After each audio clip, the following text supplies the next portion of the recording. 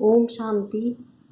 13 जुलाई 2020 की मुरली है। बाबा ने कहा, मीठे बच्चे, सभी को यह खुशखबरी सुनाओ कि अब फिर से विश्व में शांति स्थापन हो रही है।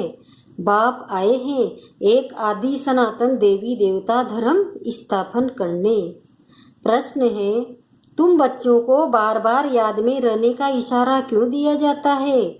उत्तर है, क्योंकि एवर हेल्दी और सदा पावन बनने के लिए ही याद, इसलिए जब भी टाइम मिले याद में रहो। सवेरे सवेरे स्नान आदि कर फिर एकांत में चक्र लगाओ या बैठ जाओ। यहाँ तो कमाई ही कमाई है। याद से ही विश्व के मालिक बन जाएंगे। ओम शांति। मीठे बच्चे जानते हैं कि इस समय सभी विश्व में शांति चाहते हैं। ये आवाज सुनते रहते हैं कि विश्व में शांति कैसे हो, परंतु विश्व में शांति कब थी जो फिर अब चाहते हैं, ये कोई नहीं जानते। तुम बच्चे ही जानते हो विश्व में शांति थी जब इन लक्ष्मी नारायण का राज्य था। अभी तक भी लक्ष्मी नारायण के मंदिर बनाते रहते हैं। तुम कोई को भी ये बता सकते हो विश्व में शांति 5000 वर्ष पहले थी, अब फिर से स्थापन हो रही है। कौन स्थापन करते हैं ये मनुष्य नहीं जानते। तुम बच्चों को बाप ने समझाया है। तुम किसी को भी समझा सकते हो, तुम लिख सकते हो, परंतु अभी तक कोई को हिम्मत नहीं जो किसी को लिखे। अखबार में आवाज सुनते तो हैं, सब कहते हैं विश्व में शांति हो। लड़ाई आदि होगी तो मनुष्य विश्व में शांति के लिए यज्ञ रचेंगे। कौन सा यज्ञ? रुद्र यज्ञ रचेंगे। अभी बच्चे जानते हैं इस समय बाप, जिसको रुद्र शिव भी कहा जाता है, उसने ज्ञान यज्ञ रचा है। विश्व में शांति अब स्थापन हो रही है। सतयुग नई दुनिया में जहाँ शांति थी, जरूर राज्य करने वाले भी होंगे। निराकारी दुनिया के लिए तो नहीं कहेंगे कि विश्व में शांति हो, वहाँ तो है ही शांति। विश्व मनुष्य की होती है, निराकारी दुनिया को विश्व नहीं कहेंगे, वह है शांति धाम। बाबा बार बार समझाते रहते हैं, फिर भी कोई भूल जाते हैं। कोई कोई की बुद्धि में है, वो समझा सकते हैं विश्व में शांति कैसे थी, अब फिर कैसे स्थापन हो रही है।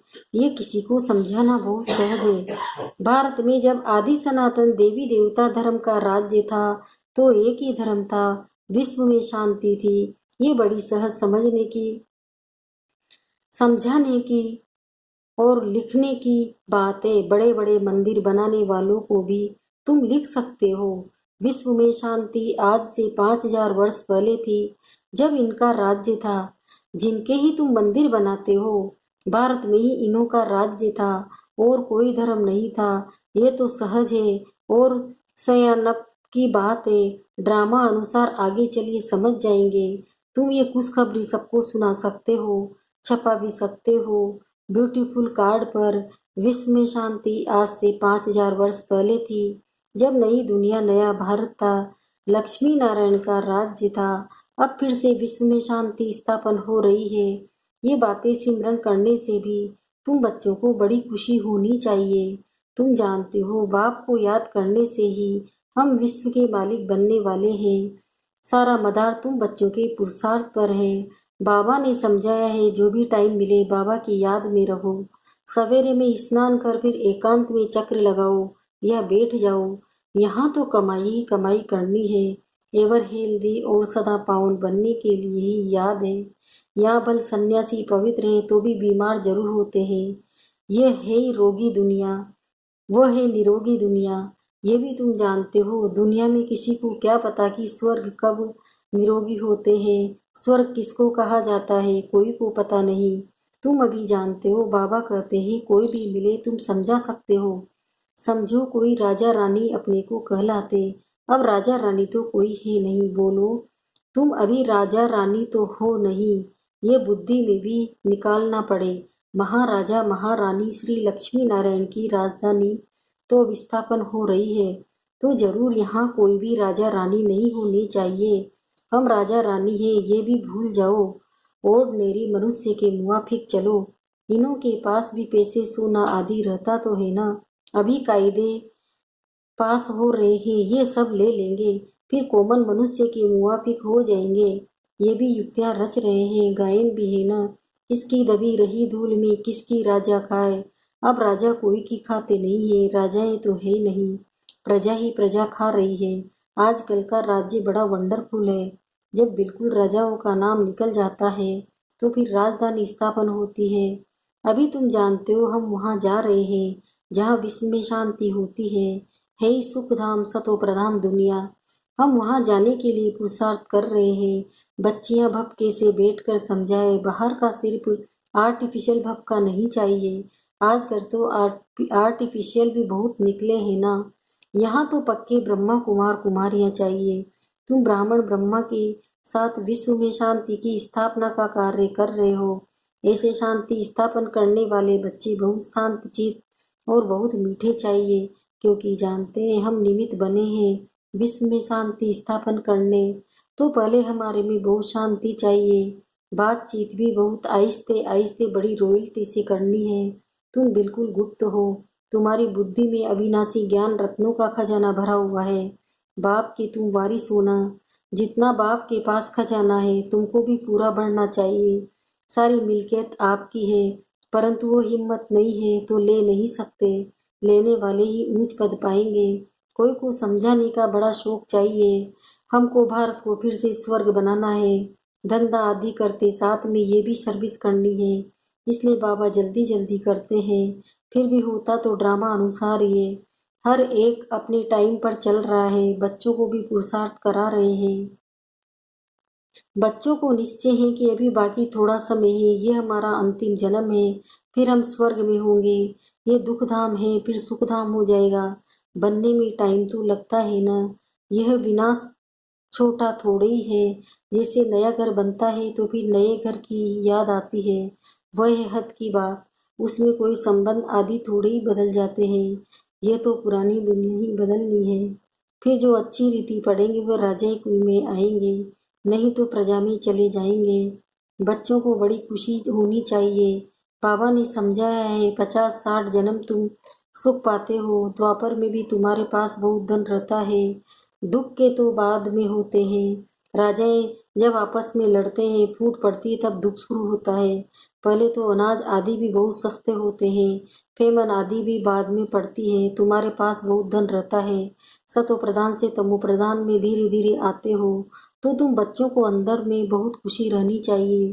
खुद को ही खुशी नहीं होगी, शांति नहीं होगी, तो वह विश्व में शांति क्या स्थापन करेंगे। बहुतों की बुद्धि में अशांति रहती है। बाप आते ही ये शांति का वरदान देने, कहते हैं मुझे याद करो। तो तमो प्रधान बनने के कारण जो आत्मा अशांत हो पड़ी है, वो याद से सतो प्रधान शांत बन जाएगी। परंतु बच्चों से याद की मेहनत पहुंचती ही नहीं है। याद में न रहने के कारण ही फिर माया के तूफान आते हैं। याद में रहकर पूरा पावन नहीं बनेंगे तो सजा खानी पड़ेगी, पद भी भ्रष्ट होगा। ऐसे नहीं समझना चाहिए स्वर्ग में तो जाएंगे ना। अरे मार खाकर पाई पैसे का सुख पाना ये कोई अच्छा है क्या।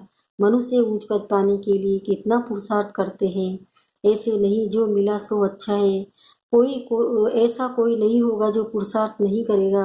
भीख मांगने वाले फकीर लोग भी अपने पास पैसे इकट्ठे करते हैं। पैसे के तो सभी भूखे होते हैं। पैसे से हर बात का सुख होता है। तुम बच्चे जानते हो हम बाबा से अथाह धन लेते हैं। पुरुषार्थ कम करेंगे तो धन भी कम मिलेगा। बाप धन देते हैं ना, कहते भी है धन है तो अमेरिका आदि का चक्र लगाओ। तुम जितना बाप को याद करेंगे और सर्विस करेंगे उतना सुख पाएंगे। बाप हर बात में पुरुषार्थ कराते हैं, ऊंच बनाते हैं। समझते हैं बच्चे नाम बाला करेंगे हमारे कुल का। तुम बच्चों को भी ईश्वरी कुल का बाप का नाम बाला करना है। ये सत बाप सत टीचर सत गुरु ठहरा। ऊंचते ऊंच बाप ऊंचते ऊंच सच्चा सतगुरु भी ठहरा। ये भी समझाया है कि गुरु एक ही होता है, दूसरा न कोई, सर्व का सदगति दाता एक। ये भी तुम जानते हो। अभी तुम पारस बुद्धि बन रहे हो, पारस बुद्धि से पारसनाथ राजा रानी बनते हो। कितनी सहज बात है।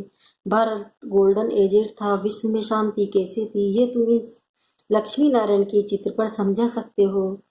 हेवन में शांति थी, अभी है हेल, इसमें अशांति है। स्वर्ग में ये लक्ष्मी नारायण रहते हैं ना। कृष्ण को लॉर्ड कृष्णा भी कहते हैं, कृष्ण भगवान भी कहते हैं। अब लोड तो बहुत है। जिसके पास जमीन जास्ती होती है उनको भी कहते हैं लैंड लॉर्ड। कृष्ण तो विश्व का प्रिंस था, जिस विश्व में शांति थी यह भी किसी को पता नहीं। राधे कृष्ण श्री लक्ष्मी नारायण बनते हैं। तुम्हारे लिए लोग कितनी बातें बनाते हैं, हंगामा मचाते हैं, कहते हैं ये तो भाई बहन बनाते हैं। समझाया जाता है प्रजापिता ब्रह्मा के मुख वंशावली ब्राह्मण, जिसके लिए ही गाते हैं ब्राह्मण देवी देवताए नमः।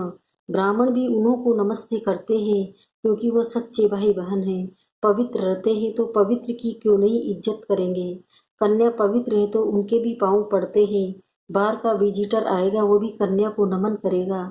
इस समय कन्या का इतना मान क्यों हुआ है? क्योंकि तुम ब्रह्मा कुमार कुमारियां हो ना। मेजॉरिटी तुम कन्याओं की है। शिव शक्ति पांडव सेना गाई हुई है, इनमें मेल भी है। मेजॉरिटी माताओं की है, इसलिए गाया जाता है। तो जो अच्छी रीति पढ़ते हैं वो ऊंच बनते हैं। अभी तुम सारे वर्ड की हिस्ट्री ज्योग्राफी जान गए हो। चक्र पे भी समझाना बहुत सहज है। भारत पारसपुरी था, अभी ये पत्थरपुरी। तो सभी पत्थर ना ठहरे ना। तुम बच्चे इस 84 के चक्र को भी जानते हो।